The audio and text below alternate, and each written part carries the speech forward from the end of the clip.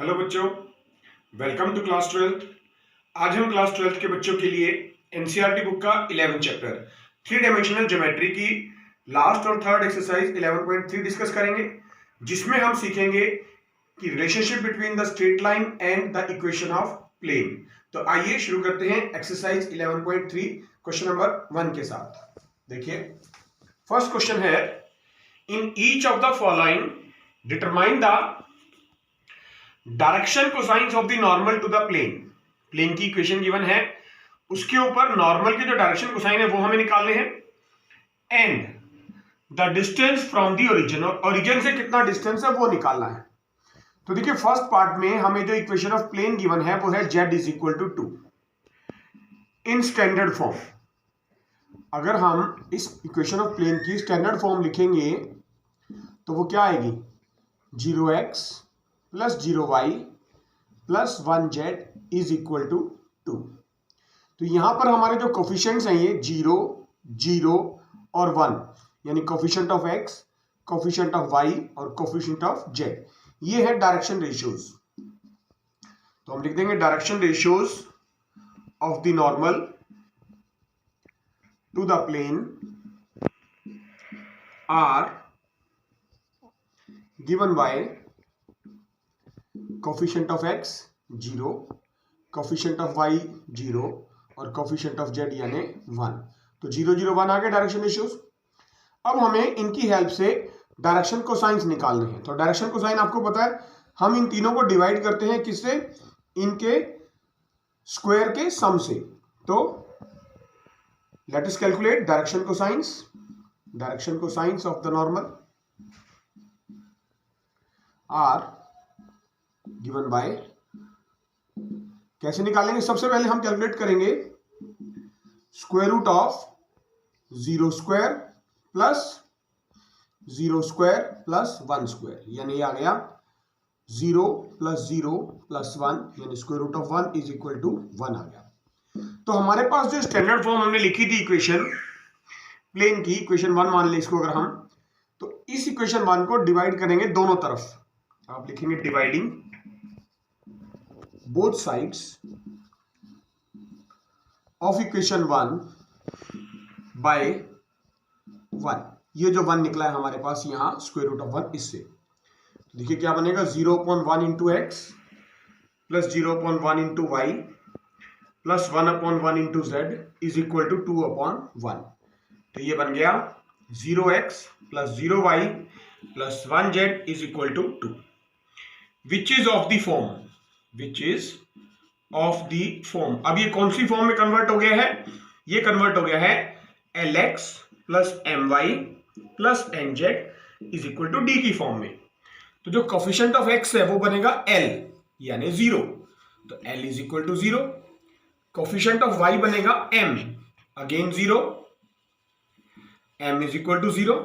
Coefficient of z बनेगा n यानी कि 1, तो n इज इक्वल टू 1। तो these LMN are direction cosines, LMN are direction cosines of normal to the plane. तो हमने क्या किया, जो हमारा नॉर्मल था प्लेन पर उसके डायरेक्शन कोसाइंस निकाल दिए LMN, यानी 0, 0 और 1। और d जो है, d की वैल्यू यानी राइट साइड पे जो कांस्टेंट है यानी कि 2, this is the distance of the normal, distance of the plane from the origin, distance from the origin। यही दो चीज हमें कैलकुलेट करने के लिए कहा गया था, direction cosines of the normal to the plane and distance from the origin. तो डायरेक्शन कोसाइंस आए LMN यानी 0, 0 और 1, और डिस्टेंस फ्रॉम द ओरिजिन आया 2। एग्जैक्टली सेम प्रोसीजर हम फॉलो करेंगे इसके सेकेंड पार्ट के लिए।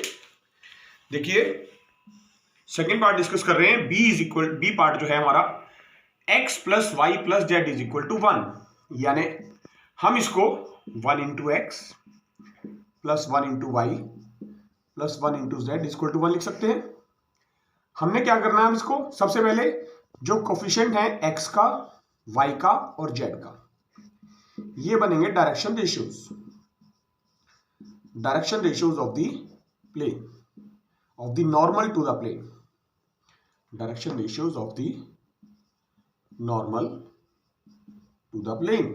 वो क्या बनेंगे डायरेक्शन रेशियोज हमारे पास? 1 1 and 1. Now dividing these direction ratios, जो डायरेक्शन रेशियोज निकले हैं बाय, इनसे हमें डायरेक्शन कोसाइन निकालने, तो किससे डिवाइड करना पड़ेगा? इन सब के स्क्वायर के सम से, यानी 1 square plus 1 square plus 1 square which is equal to 1 plus 1 plus 1 यानी √3। तो आप लिखेंगे dividing both sides of equation 1, जो हमारी प्लेन की इक्वेशन गिवन थी जनरल, हमें इक्वेशन 1 बाय √3, दोनों तरफ हम उसको √3 से डिवाइड कर देंगे। तो क्या आएगा देखिए, 1 by √3 into x plus 1 by √3 into y plus 1 upon √3 into z is equal to, constant 1 था तो 1 को भी अपॉन में √3। अब ये हमारे पास जो प्लेन की इक्वेशन आ गई है, ये किस फॉर्म में कन्वर्ट हो गई है? ये कन्वर्ट हो गई है LX plus MY plus NZ is equal to D की फॉर्म में। यहां पर जो L, M और N वो क्या है? Direction cosines, direction cosines of the normal to the plane. R क्या बनेंगे वो? कोफिशिएंट ऑफ x, यानी कि L क्या है coefficient of x? 1 upon √3। M यानी coefficient of y which is again 1 upon √3। Coefficient of z n वो भी क्या है? 1 अपॉन √3। तो direction cosines of the normal to the plane आ गए हैं L M N 1 upon √3 1 upon √3 1 upon √3।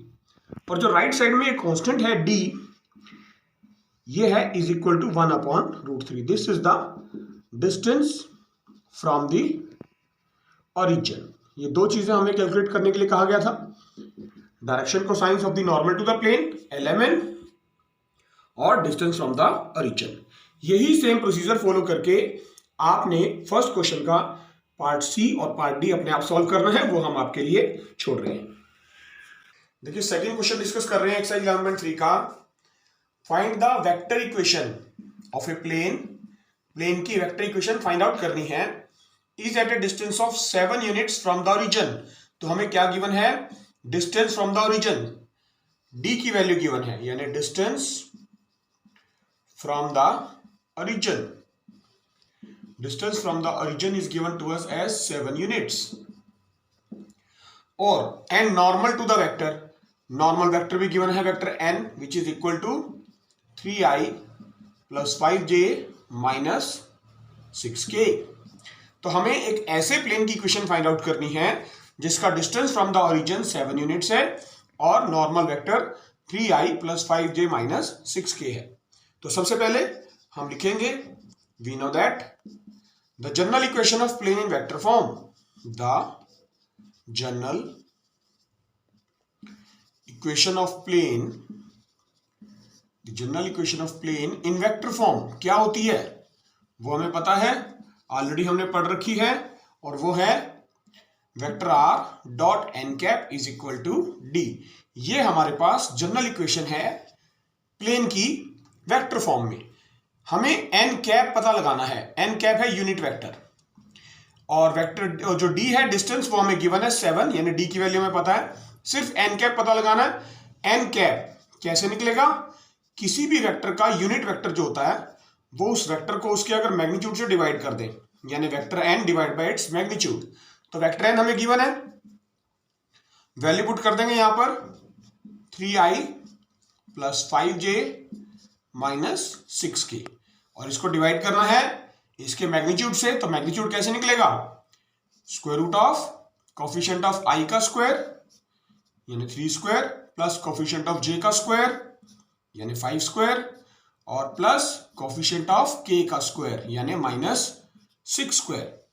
तो n कैप यानी यूनिट वेक्टर हमारे पास आ जाएगा 3i plus 5j minus 6k divide by square root of 3 का स्क्वायर 9 प्लस 5 का स्क्वायर 25 और प्लस 6 का square 36।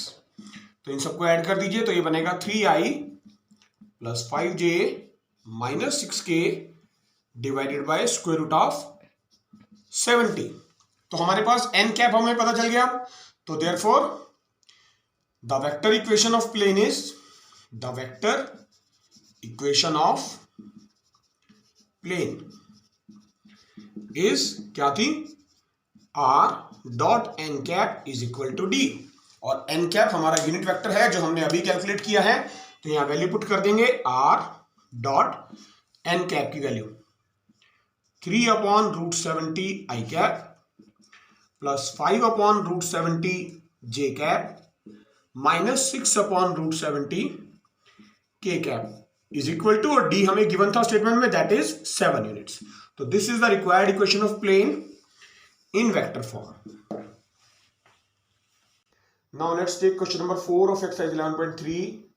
Find the coordinates of the foot of perpendicular. Foot of perpendicular के कोऑर्डिनेट्स फाइंड आउट करने हैं which is drawn from the origin. और हमें plane की इक्वेशन गिवन है 2x plus 3y plus 4z minus 12 equal to 0। तो सबसे पहले इसको स्टैंडर्ड फॉर्म में लिखते हैं।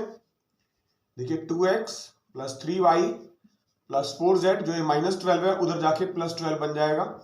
ये हमारे पास स्टैंडर्ड फॉर्म है इक्वेशन ऑफ प्लेन की, इसको इक्वेशन 1 मान लेते हैं। यहां पर जो कोफिशिएंट ऑफ x है, कोफिशिएंट ऑफ y और कोफिशिएंट ऑफ z, यानी 2, 3 और 4, ये है direction ratios.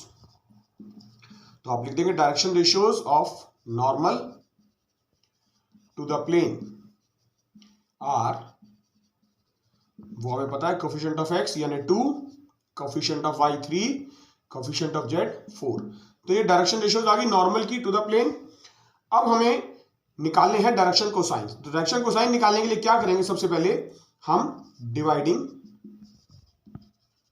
Dividing equation 1 both sides, dividing equation 1 both sides by square root of 2 square, direction ratios के स्क्वायर का सम, 2 का स्क्वायर प्लस 3 का स्क्वायर प्लस 4 स्क्वायर, इनसे डिवाइड करेंगे। क्या आएगा देखिए, स्क्वायर रूट ऑफ 2 का स्क्वायर होता है 4, 3 का स्क्वायर 9 और 4 का स्क्वायर 16। तो ये हो गया 16 प्लस 4 20 प्लस 9 रूट 29। तो अब आप लिख देंगे इक्वेशन 1 को दोनों तरफ 29 से डिवाइड करना है। Dividing equation 1 both sides by root 29। तो क्या बनेगा, हमारे पास आ जाएगा 2/√29x plus 3/√29y plus 4/√29z is equal to 12/√29। तो ये जो हमारे पास इक्वेशन आ गई है, अब ये किस फॉर्म में कन्वर्ट हो गई है, ये हो गई है lx plus my plus nz is equal to d की फॉर्म में। यहां पर lmn क्या रिप्रेजेंट करेंगे, lmn are the direction cosines, lmn are the direction cosines of the normal to the plane. Direction cosines हमें मिल जाएंगे, यानी कोफिशिएंट ऑफ x जो है वो l बनेगा। तो l की वैल्यू आ जाएगी 2/√29। कोफिशिएंट ऑफ y वो m बनेगा, m की वैल्यू आ जाएगी 3/√29। कोफिशिएंट ऑफ z बनेगा जो वो है n, यानी 4/√29। और जो कांस्टेंट है d, distance from the origin, वो है 12/√29। तो ये वैल्यूज आ गई हमारे पास।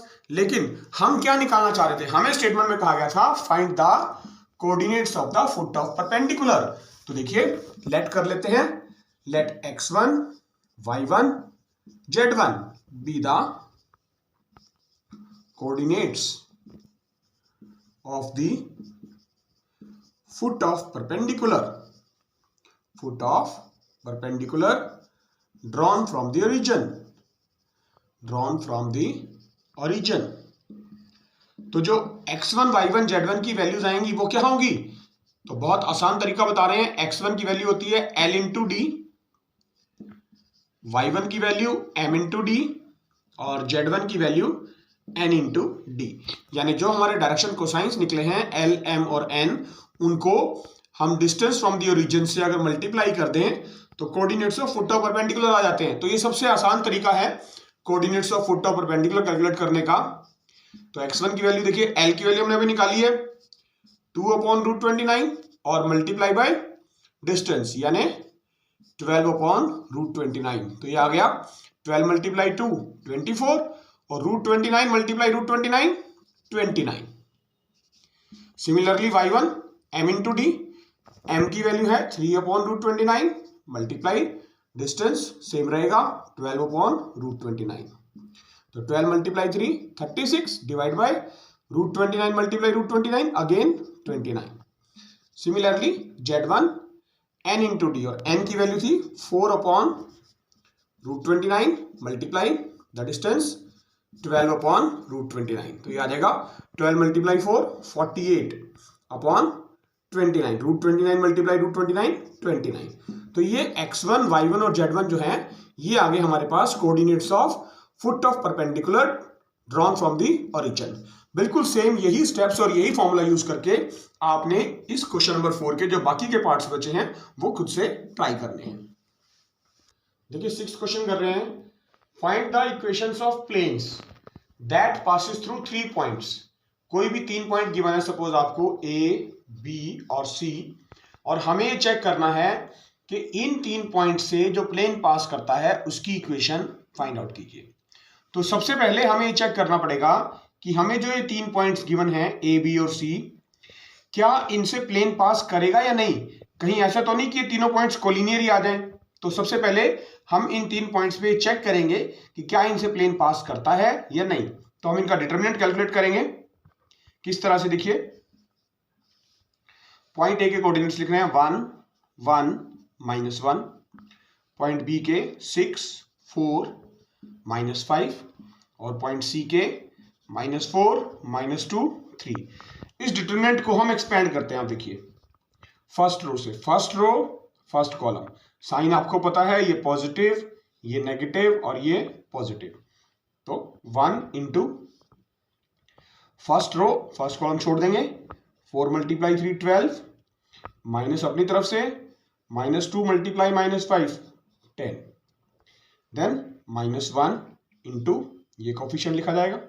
अब हमें फर्स्ट रो और सेकंड कॉलम छोड़ना है, तो क्या बचेगा, देखिए 6 मल्टीप्लाई 3 18 माइनस अपनी तरफ से -4 मल्टीप्लाई -5 यानी 20, फिर प्लस -1 लिखना होता है यानी प्लस माइनस -1 ही आ जाएगा इंटू।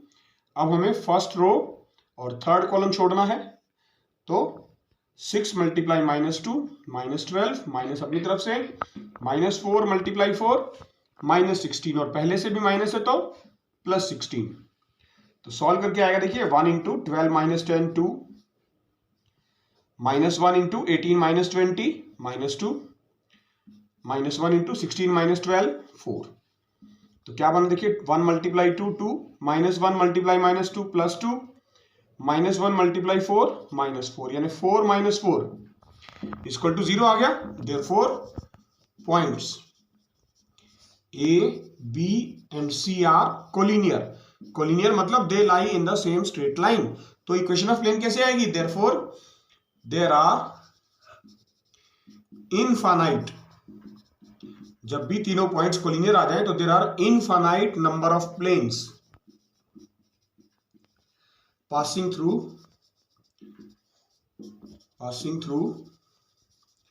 these points। तो हम सिर्फ ये लिख देंगे कि इन पॉइंट से infinite number of planes find out कर सकते हैं क्योंकि पॉइंट्स जो है वो कोलिनियर है। तो इसी तरह से अब सेकंड पार्ट चेक करते हैं। देखिए इसका सेकंड पार्ट हमें गिवन है, 3 पॉइंट्स गिवन है फिर से 1 1 0 यानी पॉइंट ए, 1 2 1 पॉइंट बी और पॉइंट सी है -2 2 -1। तो सबसे पहले चेक करेंगे कि क्या ये कोलिनियर है या नहीं। तो डिटरमिनेंट 1 1 0 1 2 1 पॉइंट बी के लिख दिया हमने कोऑर्डिनेट्स, पॉइंट सी के लिखेंगे -2 2 -1 और इसको अब हमने एक्सपेंड करना है। फर्स्ट रो फर्स्ट कॉलम छोड़ देंगे, साइन आपको पता है पॉजिटिव नेगेटिव और पॉजिटिव। तो 1 इंटू 2 मल्टीप्लाई -1 -2 माइनस अपनी तरफ से और 2 मल्टीप्लाई 1 2। अब -1 आएगा तो फर्स्ट रो और सेकेंड कॉलम छोड़ेंगे अब की बार। तो देखिए ये फर्स्ट कॉलम का 1 और ये थर्ड कॉलम का -1, इनको मल्टीप्लाई करना है। 1 मल्टीप्लाई -1 -1 माइनस अपनी तरफ से, और -2 मल्टीप्लाई 1 -2, माइनस पहले से है +2 बन जाएगा। और तीसरी जो टर्म है वो है 0 इंटू, और 0 के अंदर आप कुछ भी लिखे मल्टीप्लाई में आएगा तो 0 बन जाएगा। तो डायरेक्ट सोल्व कर सकते हैं आप इसको। -2 मल्टीप्लाई 1 यानी -4, 2 - 1 1 -1, तो 2 - 1 1 मल्टीप्लाई -1 -1, तो -4 -1 -5 नॉट इक्वल टू 0। तो therefore points A, B and C are non collinear. ये नॉन कोलिनियर है, मतलब इनमें से एक प्लेन जो पास करेगा, यूनिक प्लेन पास करेगा, हम उसकी इक्वेशन फाइंड आउट कर सकते हैं। तो वो क्या बनेगी, मैं लिख रहा हूं, देखिए the equation of plane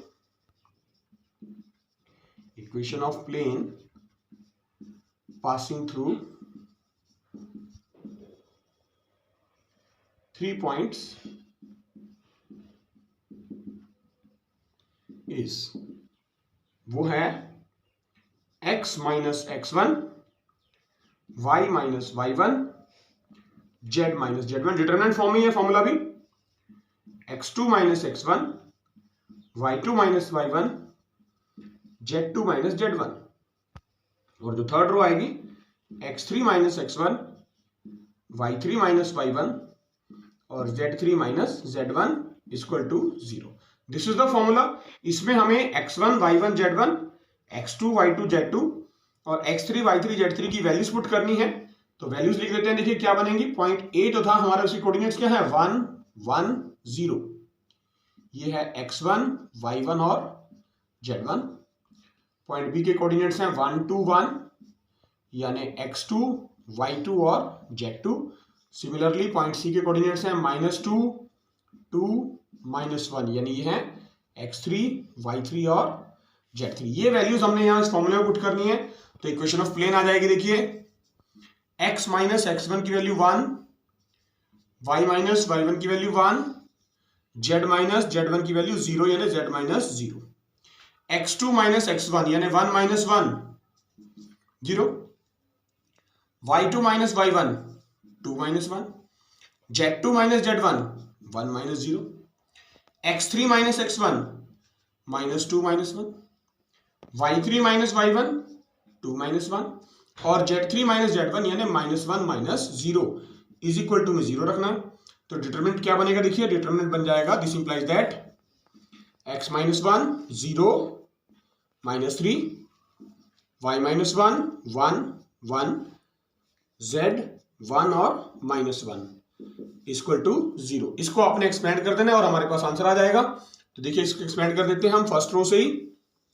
method आपको पता है, साइन पता है, पॉजिटिव, इसका नेगेटिव और इसका पॉजिटिव। तो क्या लिखा जाएगा, देखिए x minus 1 into first row first column छोड़ देंगे, 1 को -1 से मल्टीप्लाई करेंगे -1, माइनस अपनी तरफ से 1 को 1 से मल्टीप्लाई करेंगे 1 with negative sign, y minus 1 into first row के साथ अब हम सेकंड कॉलम छोड़ देंगे, first row second column.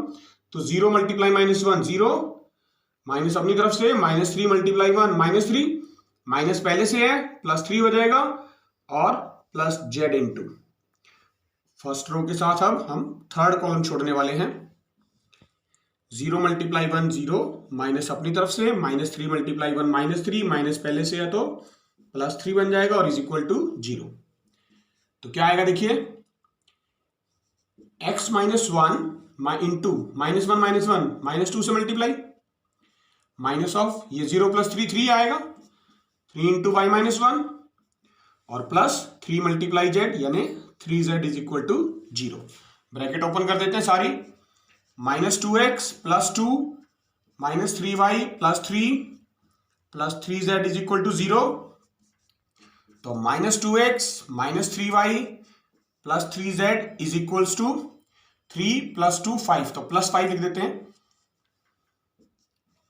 Is equal to 0, which is the required equation of plane that passes through the 3 given points. तो ये formula use करके आपने किसी भी 3 पॉइंट से जो पास करता है प्लेन उसकी इक्वेशन हम इजीली कैलकुलेट कर सकते हैं। देखिए 11th क्वेश्चन कर रहे हैं, find the equation of plane passing through the line of intersection of the planes. दो प्लेन्स गिवन है हमें, x plus y plus z equal to 1 और 2x plus 3y plus 4z equal to 5। एक ऐसे plane की equation निकालनी है जो इन दोनों प्लेन्स के इंटरसेक्शन से पास करता हो और इस तीसरे प्लेन के परपेंडिकुलर हो। तो सबसे पहले हमें जो इक्वेशंस गिवन है वो लिखते हैं। Given that it is given that जो फर्स्ट प्लेन की इक्वेशन है x plus y plus z, जो इज इक्वल टू 1 है, आप उसको लिख सकते हैं -1 इक्वल टू 0, इक्वेशन 1। एंड दूसरे प्लेन की इक्वेशन लिखेंगे 2x plus 3y plus 4z, जो इज इक्वल टू 5 है, वो इधर आके -5 इक्वल टू 0, इक्वेशन 2। तो सबसे पहले हम उस प्लेन की इक्वेशन लिखेंगे जो इन दोनों प्लेन्स के इंटरसेक्शन से पास करता है। तो लिख रहे हैं the equation of plane passing through the line of intersection of 1 and 2। इन दोनों प्लेन्स की लाइन ऑफ इंटरसेक्शन से पास करता हो। तो देखिए x plus y plus z -1 first plane की इक्वेशन की लेफ्ट हैंड साइड प्लस एक कांस्टेंट लैम्डा, और दूसरे प्लेन की इक्वेशन की left hand side 2x plus 3y plus 4z -5 और is equal to right side यानी 0 0 0। तो ये एक कॉमन फॉर्मूला है।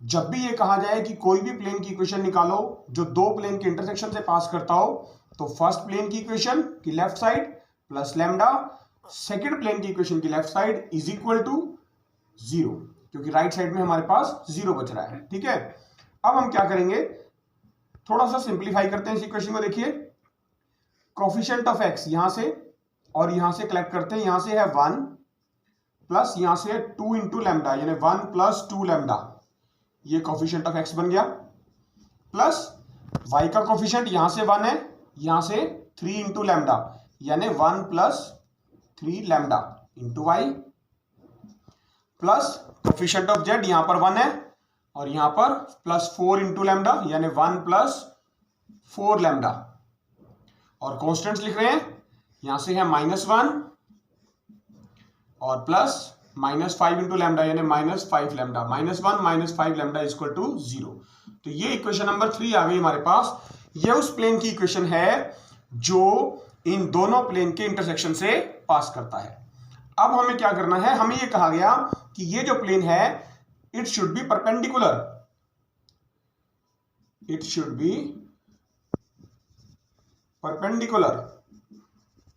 To the plane. एक तीसरा प्लेन गिवन है, उसके परपेंडिकुलर होना चाहिए, वो क्या है, x minus y plus z equal to 0। This is question number 4। तो हमें पहले ये चेक करना है कि ये क्वेश्चन नंबर 3 में जो प्लेन आया है और इक्वेशन 4 में हमें जो प्लेन की इक्वेशन गिवन है, ये दोनों परपेंडिकुलर होने चाहिए। और ये दोनों परपेंडिकुलर कब होंगे, जब इनके डायरेक्शन रेशियोज का डॉट प्रोडक्ट, यानी डायरेक्शन रेशियोज अगर मैं मान लूं पहले वाले प्लेन की a1 b1 and c1 are direction ratios of plane in equation 3, and a2 b2 c2 are direction ratios of plane in equation 4। Direction ratios हमें पता है a1 b1 c1 यानी जो coefficient of x, coefficient of y और coefficient of z जो रहेगा वो direction ratios होते हैं इक्वेशन 3 में भी और इक्वेशन 4 में भी। तो इन दोनों का डॉट प्रोडक्ट यानी a1 a2 plus b1 b2 plus c1 c2 is equal to 0। अगर ये कंडीशन सेटिस्फाई हो जाए तो हम कह सकते हैं कि प्लेन्स इक्वेशंस जो 3 और 4 में गिवन है वो दोनों परपेंडिकुलर हैं। तो a1 देखिए, a1 की value coefficient of x equation 3 में 1 plus 2 lambda, a2 coefficient of x in equation 4 1 plus b1 की value 1 plus 3 lambda coefficient of y in equation 3 और coefficient of y in equation 4 is -1 that is value of b2। Similarly plus c1 यानी coefficient of z 1 plus 4 lambda और c2 coefficient of z in equation 4 that is 1 equal to 0। यहां से हमें lambda की value मिलेगी, देखिए 1 plus 2 lambda -1 -3 lambda क्योंकि -1 से मल्टीप्लाई हो जाएगा ये, plus 1 plus 4 lambda equal to 0। तो ये -1 और ये +1 कैंसिल हो गए। अब देखिए 4 प्लस 2 6 और 6 - 3 3 यानी 3 लैम्डा प्लस 1 इक्वल टू 0। तो यहां से लैम्डा की वैल्यू आ गई है -1/3। ये जो लैम्डा की वैल्यू आ गई है -1/3, अगर ये लैम्डा की वैल्यू हम इक्वेशन 3 में पुट कर दें यहां पर, तो जो प्लेन की इक्वेशन मिलेगी दैट इज परपेंडिकुलर, यानी हमारी कंडीशन को सेटिस्फाई करेगा। तो वो इक्वेशन लिख लेते हैं, देखिए फिर से मैं लिख देता हूं फ्रॉम इक्वेशन 3, यानी वो प्लेन की इक्वेशन जो इंटरसेक्शन से पास कर रहा था x plus y plus z -1 plus lambda into 2x plus 3y plus 4z -5 equal to 0। यहां पर put lambda is equal to -1/3। देखिए क्या आएगा, x plus y plus z -1 और लैम्डा की जगह हमने लिख दिया -1/3, 2x plus 3y plus 4z -5 equal to 0। अब हमें इसको सिंप्लीफाई करना है, यानी ये जो 3 लिखा है ये इससे मल्टीप्लाई होगा जब एलसीएम लेंगे और राइट साइड में जाके 0 बन जाएगा। तो यानी पूरी इक्वेशन को एक तरह से हम कह सकते हैं हम 3 से मल्टीप्लाई कर रहे हैं। तो क्या आएगा, देखिए 3x plus 3y plus 3z -3 और -1 है तो ब्रैकेट ओपन करेंगे, साइन चेंज हो जाएंगे सारे, -2x -3y -4z plus 5 equal to 0।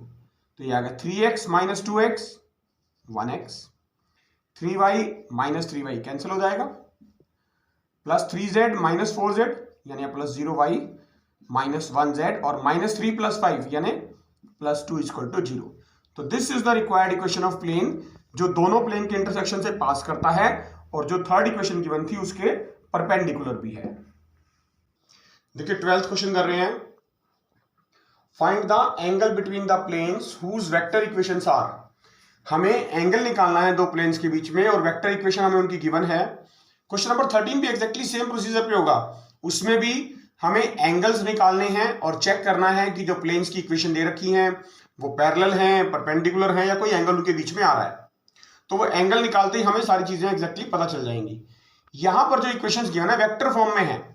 Vector form देखिए, मतलब फर्स्ट प्लेन की इक्वेशन जो है वो है r.n1 is equal to d1 और दूसरी जो है r.n2 is equal to d2।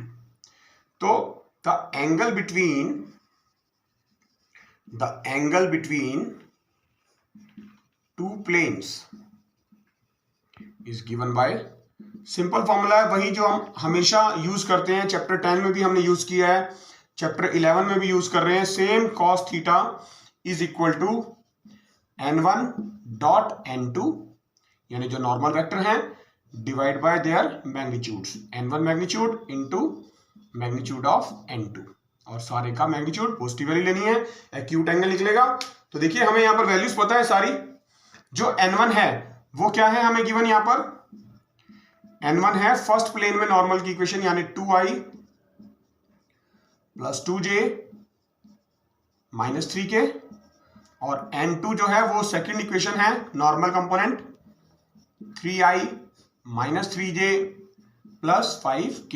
ये वैल्यूज हमने यहां पुट करनी है cos थीटा में is equals to magnitude of n1 लिख रहे हैं, देखिए 2i plus 2j -3k, dot product लेना इसका n2 के साथ, 3i -3j plus 5k divide by magnitude लिखना है इसका। मैग्नीट्यूड कैसे लिखते हैं, square root of coefficients of i, j और k इनके स्क्वायर का सम यानी 2 स्क्वायर प्लस 2 स्क्वायर और plus -3 square into square root of 3 square plus -3 square और प्लस 5 स्क्वायर और सारे का मैग्नीट्यूड।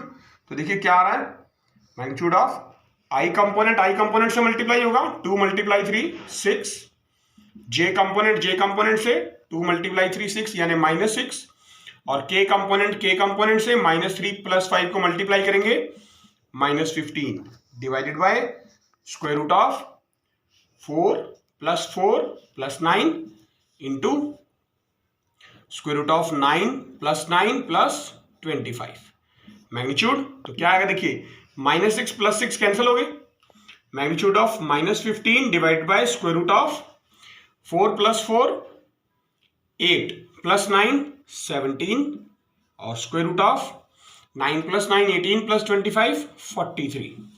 तो ये बन जाएगा cos theta is equals to, magnitude में लेना है तो 15 लिखा जाएगा डिवाइडेड बाय √17 मल्टीप्लाई √43 मल्टीप्लाई करके आ जाएगा √731।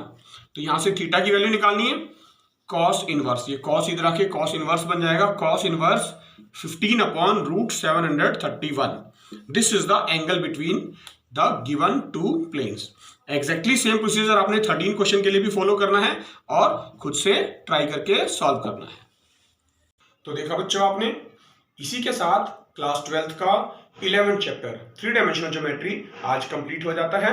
आप सभी ने जो क्वेश्चंस हमारे छोड़ दिए हैं, हमने रह गए हैं, आपके लिए प्रैक्टिस करने हैं, आपने खुद से सिंप्लीफाई करना है उनको इन्हीं दिए हुए मेथड्स का यूज करके और अपने नोट्स प्रिपेयर करने हैं।